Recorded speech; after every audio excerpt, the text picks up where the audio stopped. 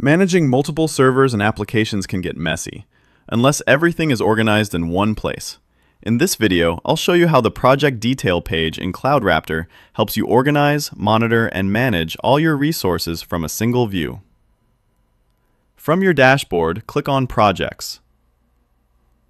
Then select the project you want to open.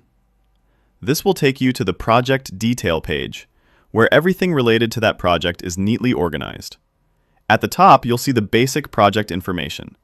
This includes the project name, a description, and a color icon for quick visual identification.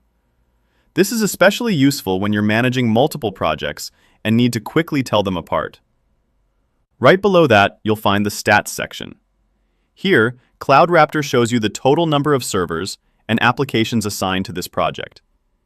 It gives you a quick overview of how big or active your project is, without needing to dig into details. Next, scroll down to the Servers section. This is where all the servers assigned to the project are listed. Each server includes key details like its name, IP address, provider, and current status. You'll also see a status badge like Active, so you instantly know if a server is running properly. And if you want more details, just click on the server, and it will take you directly to its full configuration page. Below that is the Applications section. Here, you'll see all the applications linked to this project. Each one shows its name, primary domain, and current status. Just like servers, you can click on any application to open its full details and manage it further.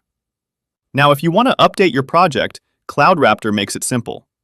Use the Manage Resources button to add or remove servers and applications. Or click Edit if you want to update the project's name, description, or visual settings. With everything in one place, you can easily track your infrastructure, access resources quickly, and keep your projects well organized. And that's how the project detail page works in CloudRaptor. If you found this helpful, check out more guides or reach out to support if you need help.